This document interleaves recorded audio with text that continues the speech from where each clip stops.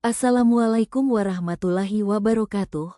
Hai teman-teman semuanya, kembali lagi bersama saya Wanda Dwi Lestari. Nah, di video kali ini saya akan memaparkan sebuah materi yang berjudul Kebijakan Moneter dalam Perspektif Islam.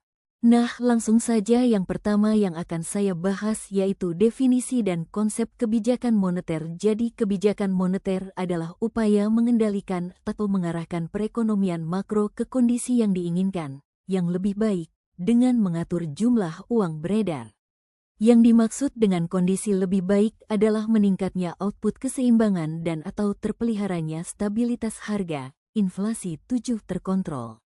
Kebijakan moneter merupakan peraturan dan ketentuan yang dikeluarkan oleh otoritas moneter untuk mengontrol uang yang beredar, inflasi, dan untuk memelihara stabilitas ekonomi suatu negara. Bagian yang kedua yaitu B. Kebijakan moneter tanpa bunga. Perlunya regulasi dari pemerintah berkoordinasi dengan bank sentral terkait kebijakan moneter tanpa bunga. Pertama, menjadikan fungsi uang berjalan dengan baik di tengah masyarakat, yaitu sebagai alat pembayaran transaksi dan merefleksikan nilai suatu barang, bukan menjadikan uang sebagai komoditas yang bisa diperjualbelikan. Kedua, kebijakan moneter tanpa bunga dialihkan dengan sistem bagi hasil atau investasi ke sektor real menggunakan akad muamalah Islam.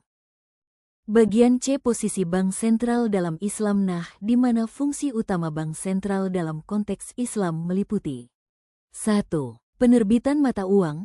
Bank sentral bertanggung jawab mengeluarkan mata uang yang didukung oleh aset nyata, seperti emas dan perak, untuk memastikan stabilitas nilai tukar dan mencegah inflasi.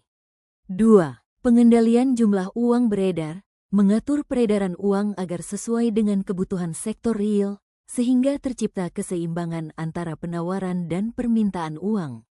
3. Pengawasan lembaga keuangan, memastikan bahwa bank dan institusi keuangan lainnya beroperasi sesuai dengan prinsip syariah, terutama dalam menghindari praktik riba dan transaksi yang tidak transparan. Bagian D. Manajemen moneter konvensional dan Islam. Yang pertama di sini yang akan dibahas yaitu manajemen moneter konvensional. Nah, di mana konsep ekonomi moneter konvensional tidak bisa dipisahkan dengan kebijakan moneter. Kebijakan moneter adalah kebijakan pemerintah dalam mengatur penawaran uang dan tingkat bunga yang dilaksanakan oleh bank sentral.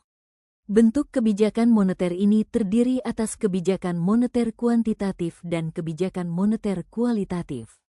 Kebijakan moneter kuantitatif adalah kebijakan umum yang bertujuan untuk memengaruhi jumlah penawaran uang dan tingkat bunga dalam perekonomian.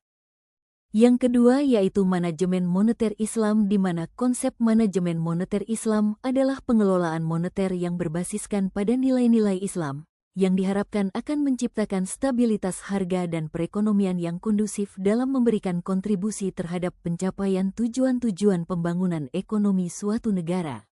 Kebijakan moneter Islam harus bebas dari unsur riba dan bunga bank. Dalam Islam, riba yang termasuk di dalamnya bunga bank diharamkan secara tegas.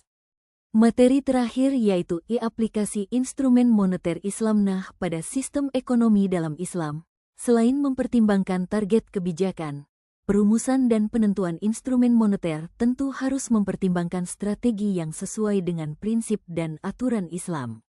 Hal ini dapat dijelaskan bahwa 1. Tidak ada interest bearing assets di dalam perekonomian. 2. Peluang long term sama seperti peluang short term financing. 3. Tidak ada penimbunan uang, hoarding.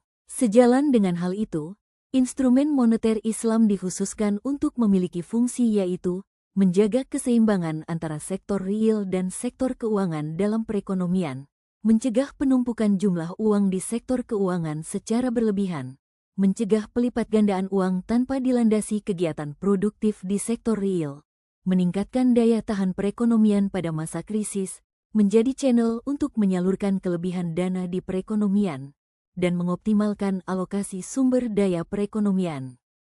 Jadi itulah tadi materi yang sempat saya sampaikan. Lebih dan kurangnya mohon dimaafkan. Wassalamualaikum warahmatullahi wabarakatuh. Sekian dan terima kasih telah menonton.